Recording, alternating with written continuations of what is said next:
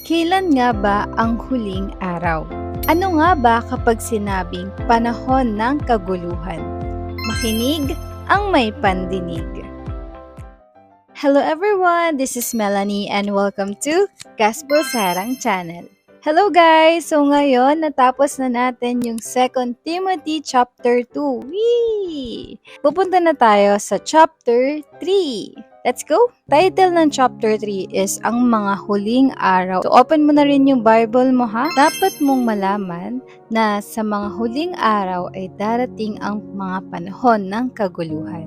Pag sinabing panahon ng kaguluhan, feeling natin is more on merong war, nag-aaway, maingay. Ito yung definition ng Bible kung ano nga ba yung panahon ng kaguluhan. Pagkat ang mga tao ay magiging maibigin sa sarili, maibigin sa salapi, palalo, mapagmataas, mapagsamantala, suwail sa magulang, walang utang na loob at lapastangan sa Diyos.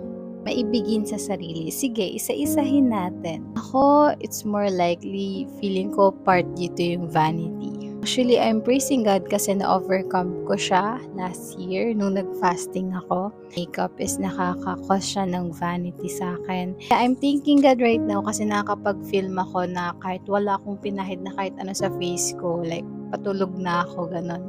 Kasi before parang I feel like naked nga. And hindi ko na masyado i-explain kasi haba na tayo. You can watch this video. Makita niyo yung difference, diba, dun sa first upload ko and this current video ko na parang normal, casual lang lumabas ng bare face. May times kasi na feeling natin hindi pa pala siya vanity.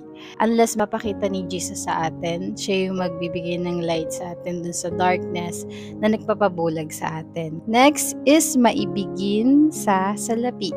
Money is the root of all evil. So, ginagamit yung money for power. Pwede dito pumasok yung parang ibebenta natin yung soul natin sa maliit na halaga. Sa Bible, I forgot kung sino siyang king. Mayaman siya, pero sabi niya, useless.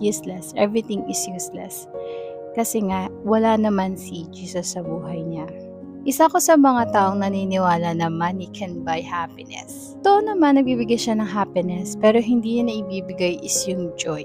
Yung joy, ang eternal na masaya ka talaga sa kananat ng heart mo. Hindi ko siya ma-explain. Pero kasi yun yung joy na si Jesus lang yung makapagbigay sa atin.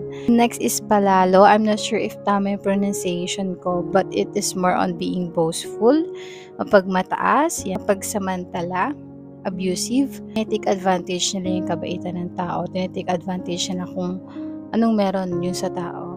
Or pwede na rin siyang user siguro, no? Suwail sa magulang. So, naging ganito rin ako, no? Ang hirap pala pag matigas din yung ulo. Meron sa 10 Commandments, diba? Honor your father and mother. Walang utang na loob. So, hindi ko siya kina-consider before. I'm praising God right now kasi binigay niya sa akin ng wisdom. Ang mindset ko kasi, binigay mo yun eh. It's your choice. Nasa sayo kung tatanggapin mo kung may babalik ba ako o wala. Thank God sa wisdom. Next is lapastangan sa Diyos. So, lapastangan sa Diyos is yun yung mga sin. Sila'y magiging walang pagmamahal sa kapwa, walang habag, mapanirang puri, walang pagpipigil sa sarili, marahas, at walang pagpapahalaga sa mabuti. Walang pagpipigil sa sarili. Yung tipong dapat ikaw yung nagkokontrol pero ang nangyari, ikaw yung kinokontrol. Kasi pasok dito yung mga addiction, entertainment. Feeling natin kapag gumagawa tayo ng masama, wala nakakita kaya okay lang. Kaya natulad din tayo kay Adam and Eve. Ano ba nangyari? Ang ginawa nila, dahil nga nagkasala sila, tutago sila sa Panginoon. Parang ang weird, bakit ka magtatago sa all-seeing, all-knowing, omnipresent God?